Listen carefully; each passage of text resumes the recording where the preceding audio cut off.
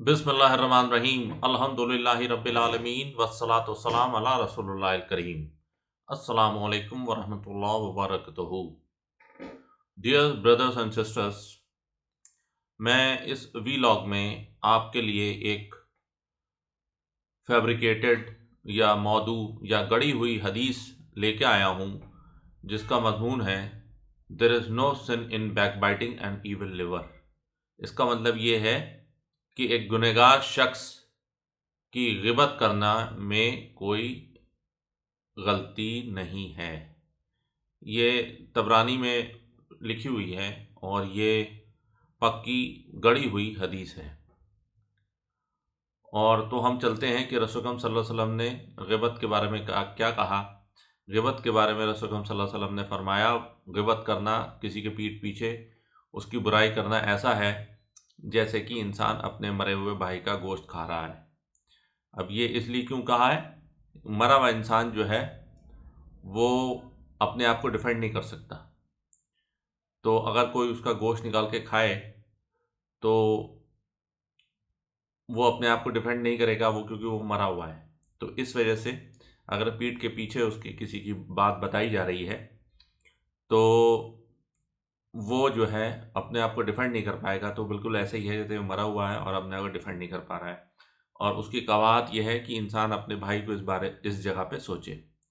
तो सहाबा कराम ने यह पूछा कि रसूल अकरम सल्लल्लाहु अलैहि वसल्लम, अगर वो बात सच्ची हो तो रसूल अकरम सल्लल्लाहु अलैहि वसल्लम ने फरमाया कि मैं सच्ची ही बात की तो बात कर रहा हूं। तो उन्होंने कहा कि अगर बात झूठी हो तो रसूल अकरम सल्लल्लाहु अलैहि वसल्लम ने फरमाया फिर तो ये बहतान होगा, फिर ये इल्ज़ाम होगा किसी पर लगाना। तो दोनों कंडीशंस में जो है वो ये ऐसा बोलना, किसी के बारे में गलत बोलना, चाहे वो कितना भी गुनहगार हो, तो सही नहीं है। और आइए हम देखते हैं कि कब हम गिबत की कैटेगरी में फॉल होंगे अगर हम किसी की बुराई करेंगे। और कुछ इंस्टेंसेस ऐसे हैं जो अहादीस आई हैं कि जिसमें गिबत करना ज़रूरी हो जाता है, क्योंकि हर चीज़ जो है वो इस्लाम में ऐसा नहीं है कि it is not a blanket ban के हराम हराम हराम, हलाल हलाल हलाल, ऐसा नहीं है। कंडीशंस होती हैं जिसमें जो है वो कोई चीज़ हलाल होती है और कुछ कंडीशंस ऐसी होती हैं कि वही चीज़ जो है वो हराम हो जाती है। तो ये हम देखते हैं कि गिबत जो है वो क्यों नहीं करना चाहिए। गिबत इसलिए, चुगली क्यों नहीं करना चाहिए? गिबत इसलिए नहीं करना चाहिए क्योंकि जो बंदे की आप गिबत कर रहे हैं वो अभी भी मुसलमान है और इस वजह से एक मुसलमान की चुगली करना, एक मुसलमान की गिबत करना जो है वो हराम है, बशर्ते कि उसकी जो गिबत और उसका जो चुगली है तब करिए जब उसकी हरकत इस तरीके की हो कि वो कुफ्र में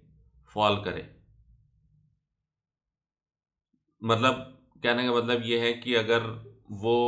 कोई कुफ्र की बात है, वो उसको जो है वो हलाल समझे और उसको हलाल समझ के वो करे, तो इस चीज़ को जो है वो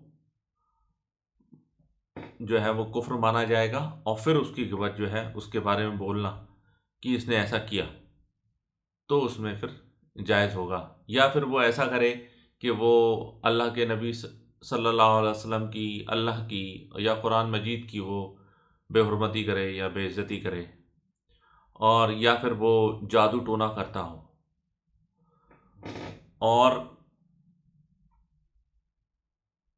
इनके अलावा अगर कोई कुछ कर रहा है तो उसका जो है वो चुगली आप नहीं कर सकते, क्योंकि इन गुनाहों के अलावा बंदा जो है वो मुसलमान ही रहता है। नमाज नहीं पढ़ेंगे तो नमाज नहीं पढ़ने में इंसान जो है वो अकीदे से तो काफिर नहीं होगा लेकिन अमलन काफिर हो जाएगा। लेकिन अगर वो ये सोच लेगा कि भाई नमाज की ज़रूरत ही नहीं है, नाउज़ुबिल्लाह, तो फिर वो काफिर हो जाएगा, पक्का काफिर हो जाएगा। और अगर ये सिर्फ ये सोचेगा कि नमाज छूट गई कोई बात नहीं, लेकिन यह है कि मैं गुनहगार हूँ تو پھر وہ مسلمان ہی رہے گا. تو اس لیے مسلمان کی چغلی کرنا، مسلمان کی غیبت کرنا جو ہے وہ غلط ہے. اور اگر آپ اس طریقے سے کسی مسلمان کی چغلی کریں گے، مسلمان کی غیبت کریں گے، تو جو ہے وہ ہو سکتا ہے کہ وہ پھر جو ہے وہ کفار سے جا کے مل جائے، کیونکہ وہ تو ویسے ہی ہے. اگر اس کو آپ یہ کہیں گے کہ مطلب کہ تو نہیں ایسے کیوں کرا، تو اب کافر ہو گیا، تو وہ یہ کہے گا ٹھیک ہے میں کافر ہوں، میں ہی جا کے ملتا ہوں. تو اس لیے جو ہے وہ اس چیز کا دھیان رکھنا ہے کہ چغلی ایک مسلمان کی نہیں ہونی چاہیے. اور یہ بھی دیکھنا ہے کہ جو بندہ جو ہے، جو گنہگار ہے، جو ایسا کر رہا ہے، جس کی آپ چغلی کرنے کے لیے آتر ہیں، تو وہ اس کا جو گناہ کتنا بڑا ہے. اور اگر اس کا گناہ جو کفر میں ہے تو آپ کہہ سکتے ہیں کہ بھئی اس نے تو کفر کرا. اور اگر آپ نے اس کا جو گناہ اتنا بڑا نہیں ہے تو پھر آپ کو جو ہے اس بارے میں سوچنا ہے. اور پھر ہم یہ دیکھتے ہیں کہ کن کنڈیشنز ایسی ہیں جس میں چغلی کرنا، کسی کا اصلی بات بتانا، کسی کی غیبت کرنا، مطلب آپ پر بائنڈنگ کب ہو جاتا ہے. ایک بار حدیث ہے کہ ایک بار، اور یہ ساری جو میں آپ کو بتاتا ہوں حدیث، یہ صحیح حدیث ہے، یہ صحیح مسلم کی حدیث ہے. اس میں فاطمہ بن قیس رضی اللہ عنہا جو ہے ایک بار رسول اکرم صلی اللہ علیہ وسلم کی کہ حضور میں حاضر ہوئیں، اور انہوں نے پوچھا کہ معاویہ بن ابو سفیان رضی اللہ عنہ اور ابو جہم رضی اللہ عنہ، یہ دونوں رضی اللہ عنہ ہیں. اور ان کو تو، ابو جہم کو تو بھلے ہی آپ نہ جانتے ہوں، لیکن معاویہ بن ابو سفیان کو تو ہر انسان جانتا ہے، سارے مسلمان ہی جانتے ہیں، چاہے وہ شیعہ ہوں یا سنی، ڈفرینٹ ریزنز کے لیے. تو انہوں نے پوچھا رسول اکرم صلی اللہ علیہ وسلم سے کہ رسول اکرم صلی اللہ علیہ وسلم، میرے پاس دو لوگوں نے شادی کی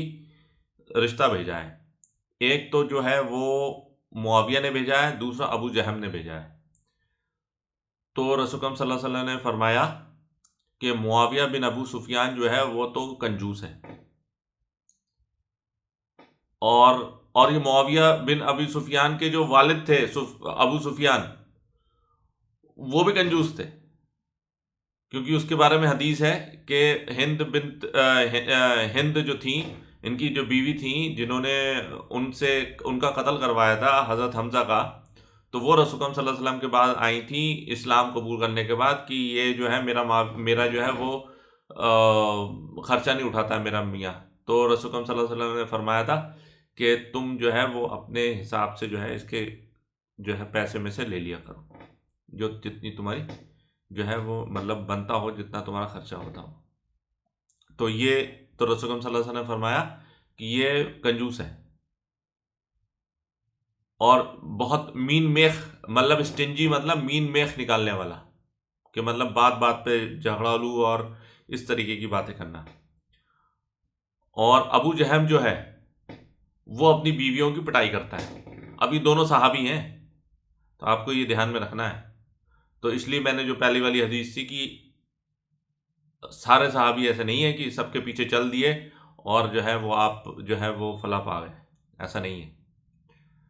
تو ان میں غلطیاں بھی تھیں، تو غلطیاں یہ ہم تو نہیں بتا سکتے، لیکن یہ احادیث میں جو آئی ہیں اسی سے ہم پتہ کر سکتے ہیں. تو رسول اکرم صلی اللہ علیہ وسلم نے فرمایا کہ ان دونوں میں یہ سکم ہے، تو اس سے بہتر یہ ہے کہ اسامہ رضی اللہ عنہ سے شادی کر لو.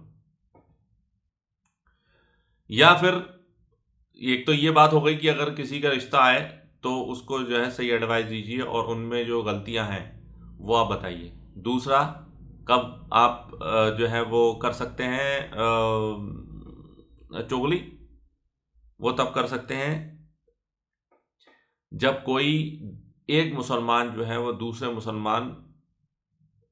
کے ساتھ بزنس کرنے جا رہا ہو، اور he is a cheat and you know that very well. تو اس طریقے کے لوگ جو ہیں جن کا آپ کو لگتا ہے کہ یہ جو ہے یہ اس کو بھی دھوکہ دے گا، کیونکہ اس کے فطرت میں ہی دھوکہ ہے، تو آپ اس سے یہ کہہ سکتے ہیں، اس کو جو ہے وہ آپ جو ہے وہ آگاہ کر سکتے ہیں کہ بھائی آپ اس سے بچ کے رہیں، کیونکہ یہ ہی از اے نون تھیف. کیونکہ ایک مسلمان کی مال، جان اور عزت جو ہے وہ بہت معتبر ہے، اور مطلب اس کی حرمت جو ہے وہ کعبے سے بھی زیادہ ہے، ایک مسلمان کی جان، مال اور عزت کی حرمت۔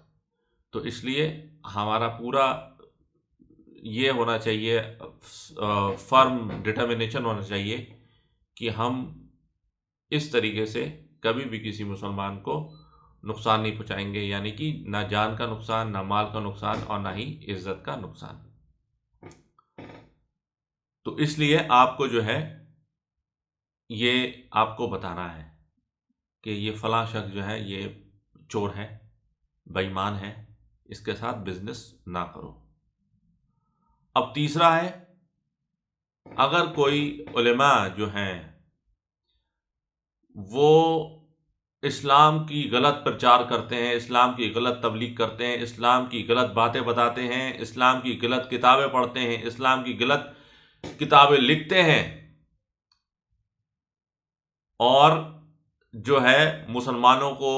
جو ہے گمراہ کرتے ہیں، مسلمانوں کو جنت سے دور کر کے جہنم کی طرف لے کے جاتے ہیں، تو ایسے علماء کو جو ہے وہ آپ کو بے نقاب کرنا ہے۔ اور وہی الحمدللہ یہ آپ کا جو بھائی ہے یہ بھی اسی کام میں لگا ہے، اور جن کے جو میں ویڈیوز ڈالتا ہوں، انجینئر محمد علی مرزا، وہ بھی انہی کام میں لگے ہوئے ہیں کہ جو گمراہیاں، جو اچھی بات ہے وہ تو سب کے پاس ہے،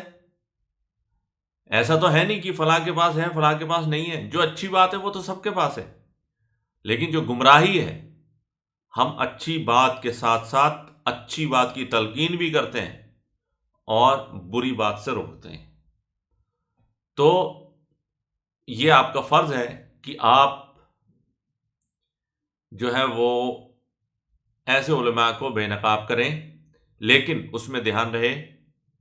کہ آپ کو یہ دیکھنا ہے کہ آپ اس کی جو غلط باتیں ہیں، اس کی غلط طریقے ہیں، اس نے جو غلط کتابیں لکھی ہیں، اس کے جو غلط عقائد ہیں، آپ کو ان کے بارے میں لوگوں کو بتانا ہے، نہ کہ یہ بتانا ہے کہ بھئی وہ تو افریقن ہے، وہ بلیک ہے، وہ کالا ہے، اس کے دانت باہر کو نکلے ہوئے ہیں، وہ لنگڑا ہے، یا وہ بات کرتے کرتے جو ہے اس کی سانس پھول جاتی ہے، یا جو ہے وہ اس کی بیوی فلاں کے ساتھ بھاگ گئی، یا اس کی جو ہے بیٹی فلاں کے ساتھ بھاگ گئی۔ تو یہ آپ کو نہیں کرنا ہے کہ فلاں نے 2 شادیاں کی ہیں، تو فلاں نے 3 شادیاں کی ہیں، تو فلاں نے اپنی جو ہے وہ کسی کے ساتھ جو ہے وہ بدفعلی کی ہے، تو یہ آپ کو نہیں بتانی ہے، اس پر پرسنل اٹیک نہیں کرنا ہے۔ اور وہ ہم عموماً دیکھتے ہیں کہ جب اس طریقے کی باتیں ہوتی ہیں تو کچھ لوگ جو ہے پرسنل اٹیک کرتے ہیں، کتابوں میں لکھا ہوا ہے انفیکٹ کہ بریلوی جو ہے دیوبندیوں پہ پرسنل اٹیک کر رہے ہیں، اہل حدیث دیوبندیوں پہ پرسنل اٹیک کر رہے ہیں، اہل حدیث جو ہیں وہ بریلویوں پہ کر رہے ہیں، بریلوی اہل حدیث پہ کر رہے ہیں، اور یہ سارے مل کے شیعہ پہ کر رہے ہیں، شیعہ ان کے اوپر کر رہے ہیں۔ تو اس طریقے سے جو ہے وہ پرسنل اٹیک نہیں کرنا ہے۔ اور یہ صرف میں اپنے I am not talking out from my own pocket, یہ جو اہل سنت والجماعت کے جو بڑے بڑے ائمہ ہیں انہوں نے ایسا کیا، جن میں ٹاپ آف دی لسٹ ہے امام مالک بن انس رحمۃ اللہ علیہ۔ جب ان سے پوچھا گیا ایک انسان کے بارے میں، ایک عالم کے بارے میں، کہ آپ کی اس کے بارے میں کیا رائے ہے، تو انہوں نے چھوٹتے ہی کہا کہ وہ تو دجال ہے، جو دجالوں میں سے ایک بڑا دجال ہے وہ، یعنی کہ ایک بہت بڑا جھوٹا آدمی ہے۔ لیکن یہ اٹیک کرتے ٹائم ہمیں یہ سوچنا چاہیے کہ جو ہم بات کہہ رہے ہیں وہ صحیح ہے یا نہیں ہے، کیونکہ اگر آپ نے اللہ کے ولی کے بارے میں، کسی اللہ کے ولی کے بارے میں ایسا کہا اور وہ جھوٹا ہوا، کیونکہ تو ایسی بات تو اللہ کے ولی کے بارے میں سچ ہو نہیں سکتی، تو اور اگر اللہ کے ولی کے بارے میں جو کسی نے ایسا کہا تو پھر وہ لائبل ہوگا، اور اس کے لیے پھر جہنت کی بشارت ہو جائے گی، کیونکہ اللہ کے ولی سے دشمنی رکھنا اللہ سے دشمنی رکھنا ہے۔ اور ایسے ہی امام شافعی سے ایک بار یہ پوچھا گیا کہ فلاں فلاں ایک جو محدث ہے اس کے بارے میں آپ کیا جانتے ہیں، تو امام شافعی فرماتے ہیں کہ وہ تو ایک مطلب جھوٹ کے پلندہ، جھوٹ کے جھوٹ کا ایک پلر جو ہے، جھوٹ کا ایک استمبھ ہے وہ، مطلب بہت سے استمبھ ہیں، ان میں سے ایک وہ بڑا استمبھ ہے جھوٹ کا۔ تو اب آپ یہ بتائیے، امام شافعی، امام مالک، ان سے بھلے ہی ہمارے 10 اختلاف ہوں، لیکن جو بات صحیح ہے وہ تو سب کی ماننا چاہیے۔ تو یہ جو 4 امام جو بڑے ہیں، ان میں سے 2 کی بات تو میں نے آپ کو بتا دی کہ امام شافعی کی اور امام مالک کی۔ اب یہ میں بتاتا ہوں آپ کو امام احمد بن حنبل کی۔ امام احمد بن حنبل کہا کرتے تھے کہ ایک انسان جو تہجد پوری رات پڑھتا ہے وہ صرف اپنے لیے فائدہ کماتا ہے، لیکن جو انسان جھوٹوں کو بے نقاب کرتا ہے، خاص کر جو دین میں جنہوں نے جھوٹ پھیلایا ہوا ہے، جنہوں نے لوگوں کو گمراہ کیا ہوا ہے،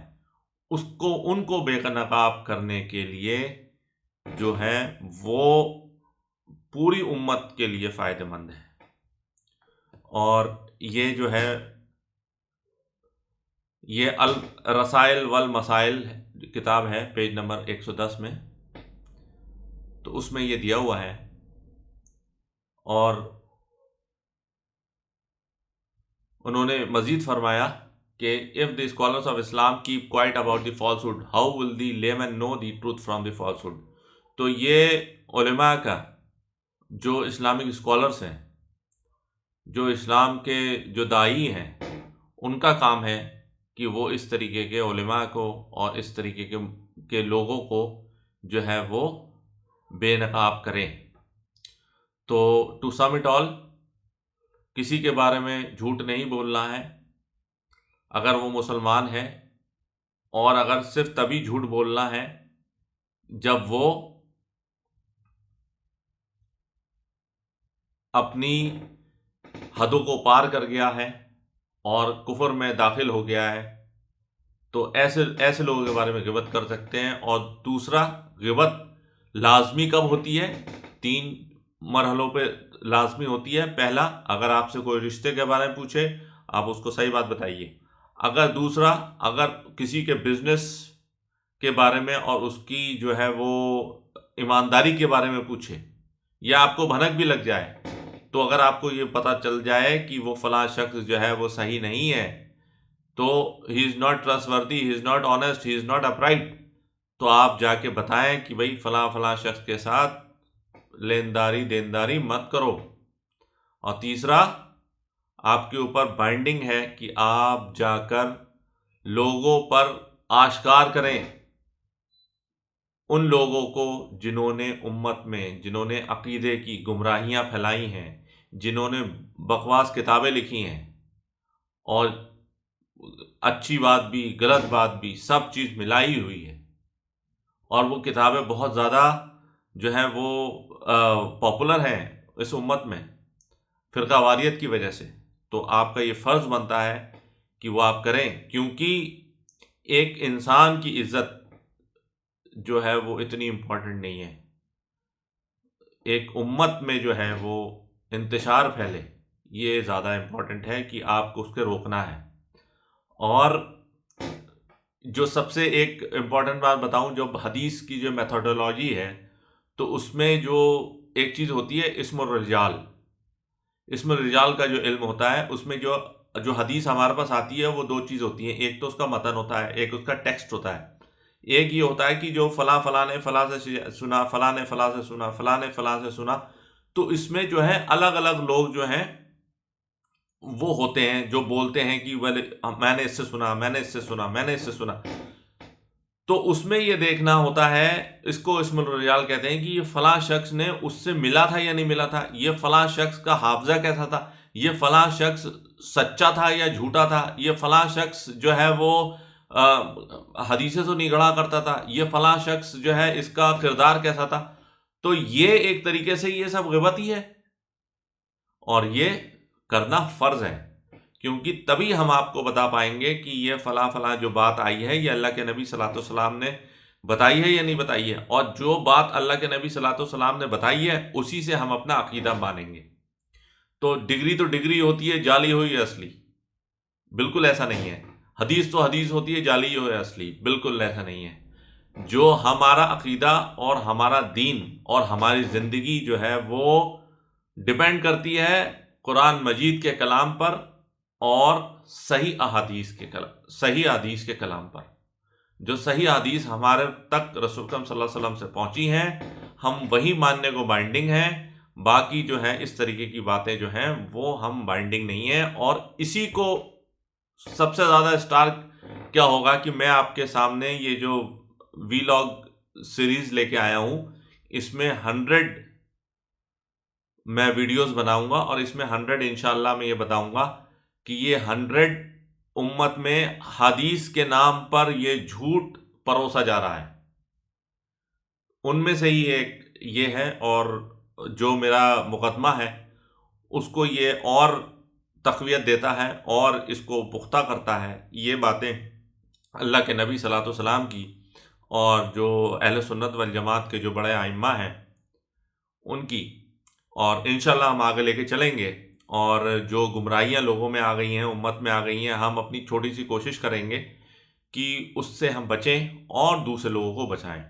واللہ اعلم. سبحانک اللہم و بحمدک اشہد ان لا الہ الا انت استغفرک و اتوب الیک وما علینا الا البلاغ المبین. جزاکم اللہ خیر. السلام علیکم ورحمۃ اللہ وبرکاتہ.